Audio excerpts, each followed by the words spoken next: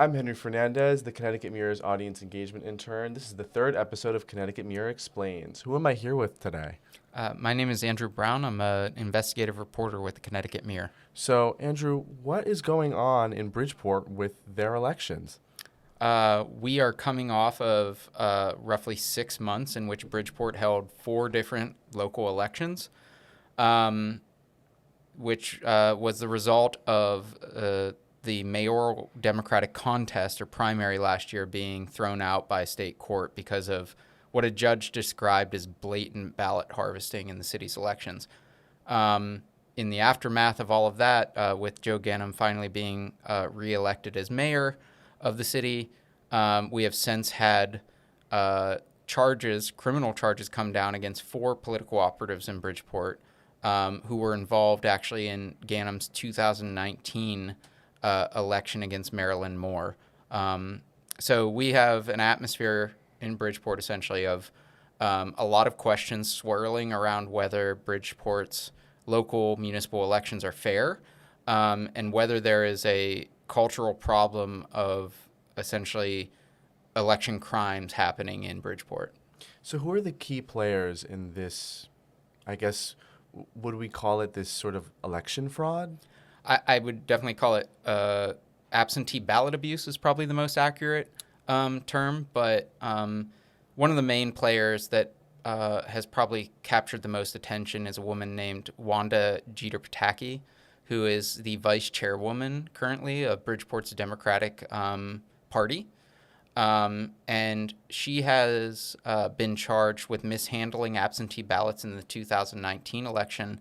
She is also very front and center, almost the central focus of more recent investigations into the 2023 election. She was captured on camera following the primary last year in September, depositing what seems to be absentee ballots into a drop box outside City Hall, which is what resulted in that election being overturned and a court-ordered redo being scheduled.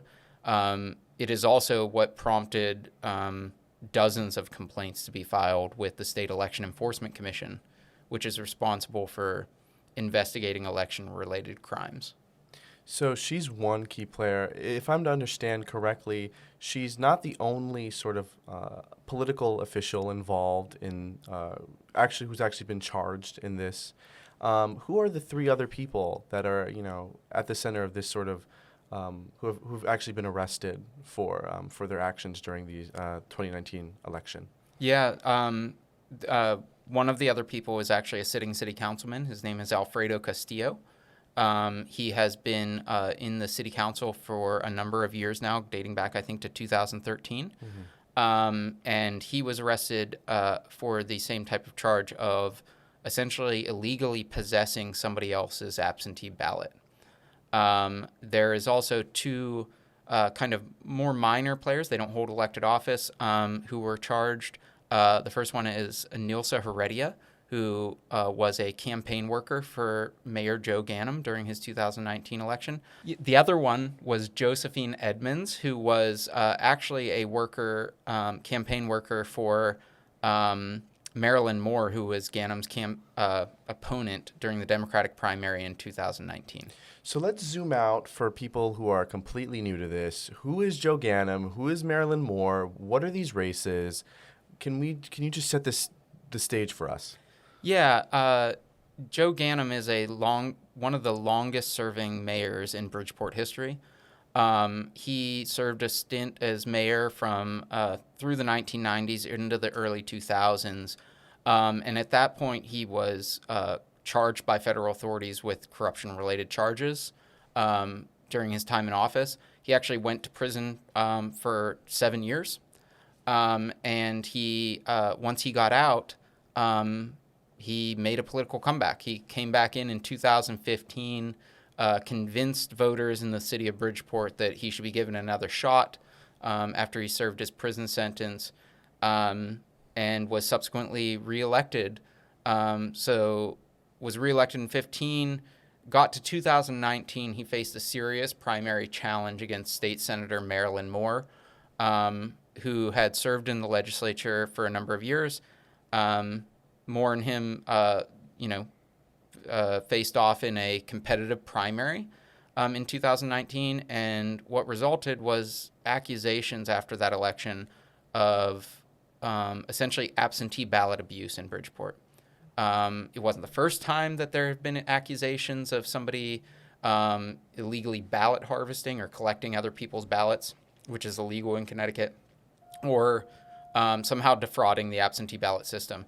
But there was a lawsuit filed in the aftermath of that election in which people were called into court. They were forced to testify. These were Ganem election campaign workers, some voters themselves who essentially claimed that people illegally collected their ballots or took their ballots before they were even filled out, which is the case for Alfredo Castillo, the city councilman who supported Ganem in that election. He's accused of taking somebody else's ballot before it was even completed.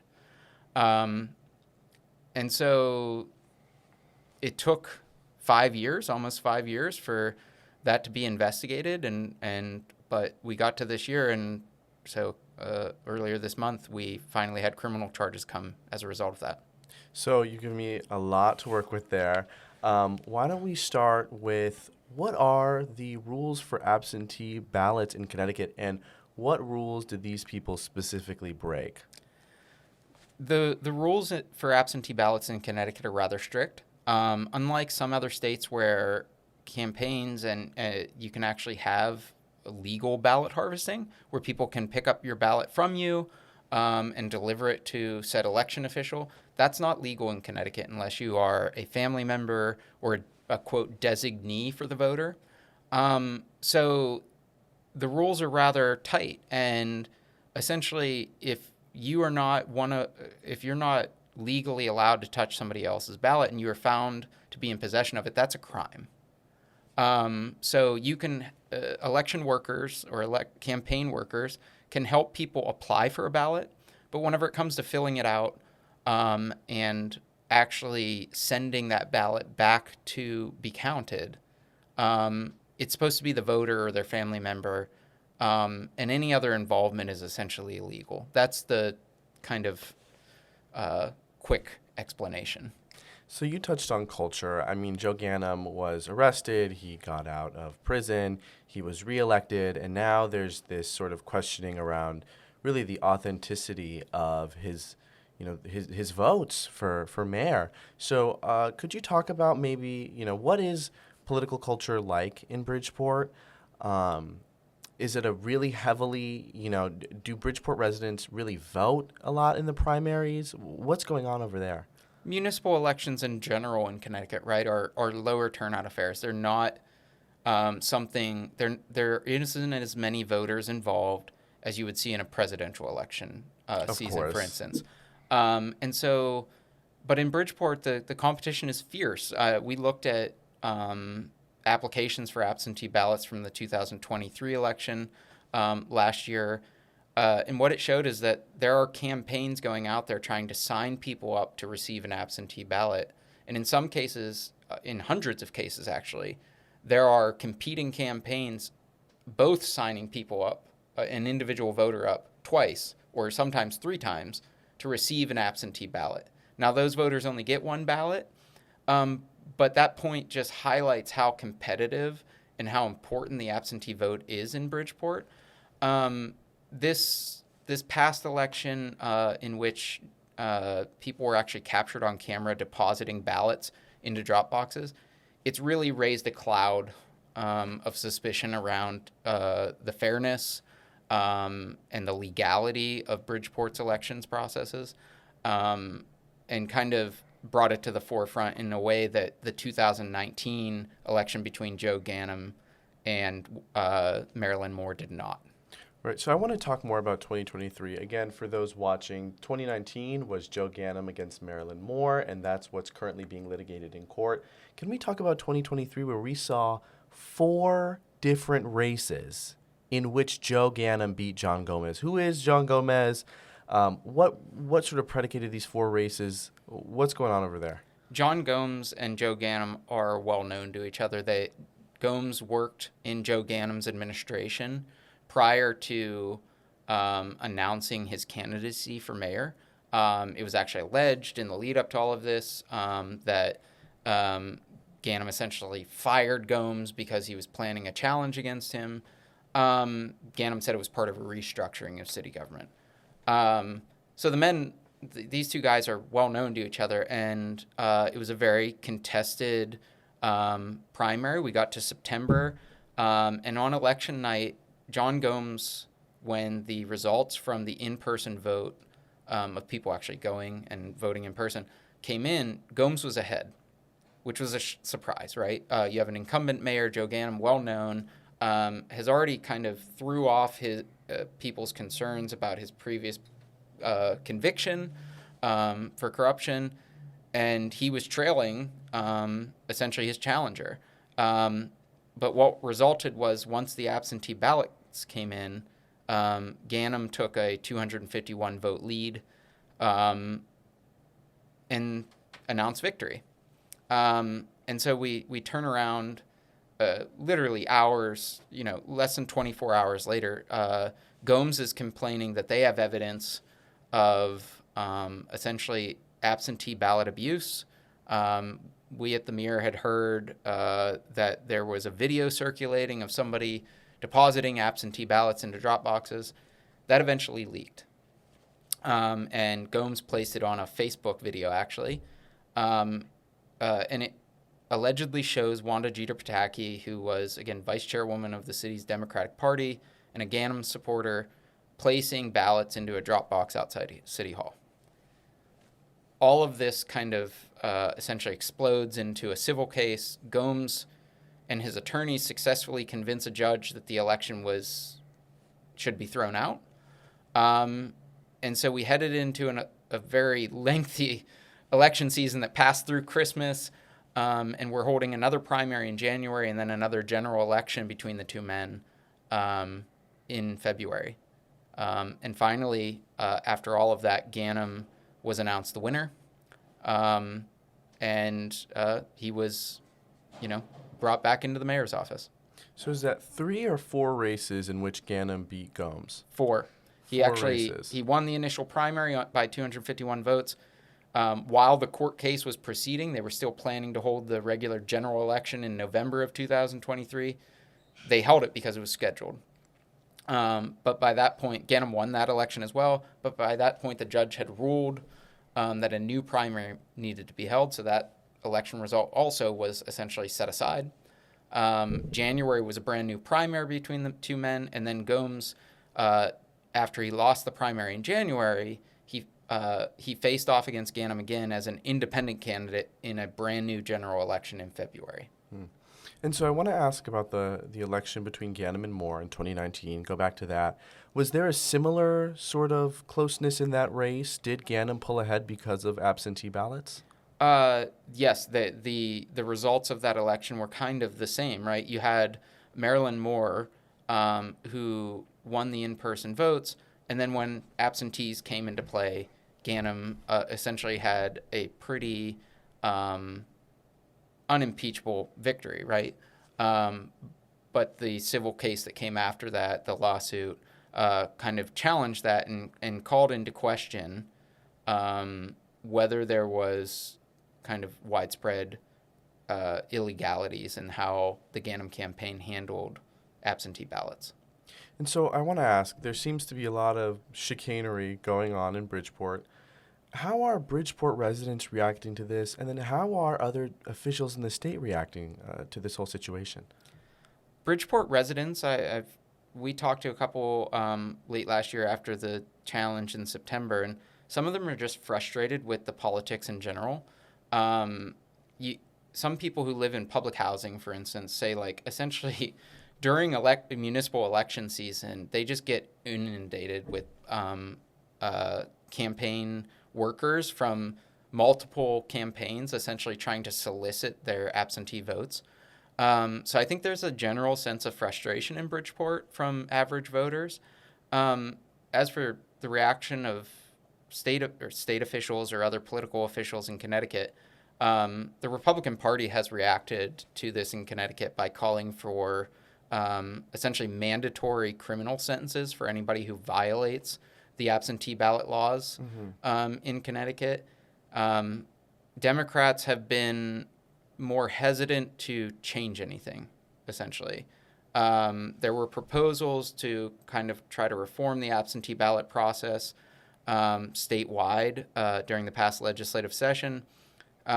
Democrats had this overarching concern, however, that they didn't want to disenfranchise people who weren't doing anything wrong with the absentee ballots. And so they're very hesitant to make any substantial changes to how the laws currently work out of fear that trying to fix the situation in Bridgeport would result in potentially not allowing somebody else to vote somewhere else in the state. Is there sort of this overarching concern about perhaps not only disenfranchisement of, disenfranchised voters, but also perhaps manipulation of these sort of disenfranchised people? I wouldn't even say it's so much like, yes, public housing is a concern. I think there is a general sense that campaigns are trying to take advantage of people who they might be able to influence their votes. And it's more than just public housing, right? The bigger concern is that some of these are senior housing. So you'll have these campaign workers going into senior housing complexes in Bridgeport. One, because it's easy to justify that those people can vote absentee. But two, right, these people may not be fully cognizant all the time of the process or what is legal or what isn't legal or, what they're voting for potentially. So I think that all of that is kind of overshadowing what is happening here. And the absentee ballot applications that we looked at from the September 2023 primary between Ganim and Gomes clearly showed that not only Ganim's campaign was targeting, places that had senior housing population, so was Gomes, which is why you have this overlap. They are competing very aggressively for those types of voters. And so I want to ask, again, going outside of Bridgeport to, again, back to the Capitol, what has Governor Ned Lamont's reaction been to all of this? His has been, and I think this is Lamont's general reaction whenever stuff like this comes up, is a wait and see. Let's see, whenever, it took 4.5 years for charges to be brought in the 2019 election, but Lamont's reaction was essentially, well, we got him. We figured out who did wrong in this scenario, and we're prosecuting them. There is a hesitancy to overreact here. Again, the Democratic Party they are hesitant to make any moves in which they would be seen as potentially limiting somebody's ability to vote. And so they have been very hesitant to take any types of more aggressive steps to try to either limit the activities that some of these political campaigns in Bridgeport are undertaking, or to try to, add more penalties to make it more painful for somebody to break the law. So it's an election year, Joe Biden versus Donald Trump. I think everybody watching this knows that Donald Trump did claim election fraud. And so, election security and election fraud has been on the national brain for the last 4 years. Particularly, you've seen Republican legislators across the country, whether nationally or locally, take steps to try and, secure elections. In response, Democrats have said that this isn't really a serious concern, and they're essentially trying to keep particularly voters of color and lower income voters from voting. Has this situation sort of been used as an example for sort of Connecticut Republicans to sort of draw attention to this sort of national issue, or has it really stayed, more hyper-local? I know that the Associated Press did some coverage of Gano's election. The Republican Party here in Connecticut sees it as a state party. There's the state party has not tried to make this a Trump issue. That said, there are people and groups out there that latched on to the case in Bridgeport to try to show that somehow Donald Trump was justified, even though courts reviewed all of his complaints of any type of election malfeasance and dismissed them. But they've tried to use Bridgeport to say, see, I told you. I like to remain with what I can prove. And what we were able to prove is that this is a serious problem in Bridgeport. Bridgeport has far more absentee votes than even any other city in Connecticut. It is the largest, but per capita, it's still even more. And why is that absentee ballot population so large? It's the aggressiveness of the campaigns and them pushing it. So it has a lot to do with the fact that there is this get out the vote effort, which, as the charges show, may stray into illegality in Bridgeport, but it is very aggressive to try to court these absentee votes because it's votes that before Election Day you can count on. Mm-hmm. All of that being said, this has blown up into a national issue. This has been featured on Fox News, and people who want to show that election fraud is a problem, to claim that election fraud is a problem across the country. I will just say that it is much easier, if you think about it, right, to influence the outcome of one local election in one city than it is to try to turn the results of a national election in which millions of people are voting. Okay. And so I want to get more in-house here for our viewers who are watching this. Can you talk about the Connecticut Mirror's role in all of this, our investigation, and also, about, you even published an article today about what happened. So why don't we start with today's article about, accusations of election fraud in 2024, and then about, prior investigations by the Mirror. So today we reported a story in which a complaint was recently taken up by the State Election Enforcement Commission. And it's one of, I think, over 30 at this point complaints stemming from recent elections in Bridgeport. And that complaint alleges that even after a judge overturned the September election last year, election workers were still out during the January and February elections between Ganem and Gomes, allegedly illegally collecting other people's ballots. The complaint and the complainant shared videos with me of a woman, she said, went to her neighbor's house, collected her ballot, went and mailed it to the town clerk. Again, that is illegal in Connecticut. You can't do that. So what it shows is that, the mountain of complaints that the SEEC, or the State Election Enforcement Commission, received last year, they just keep flooding in.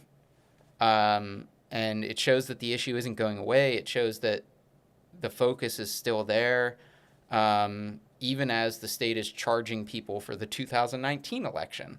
So it's just a drawn-out process at this point.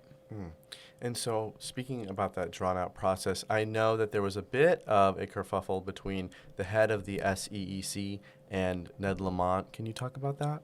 Yeah, Governor Ned Lamont essentially said he was unhappy with the fact that it took over 4 years for the SEC to essentially refer a case and for the state's attorney to finally prosecute or charge people in that case from the 2019 election. And he essentially placed the blame on the state election enforcement director. The state election enforcement director turned around and said, well, we would have gotten to this earlier. Yes, COVID was a problem, right? This was happening in 2020, 2021, where they were investigating this. That was a problem, but we would have been able to investigate this more had we not had such a limited budget. And if we could afford more investigators, essentially they did the best that they could with the resources that they had. And so is there anything that you'd like to say to viewers before this interview is up? I just think keep paying attention to this issue. no matter if groups actually want this to go away, which I don't think it's a healthy thing for the democracy, but it isn't going away here in Connecticut. There are enough concerns in Bridgeport now, and I think enough people are becoming aware of what is legal or illegal whenever it comes to absentee balloting that I suspect we will see more from this. Thank you, everybody, for watching. I'm Henry Fernandez. My name is Andrew Brown. Thank you all for watching the third episode of Connecticut Mirror Explains on video.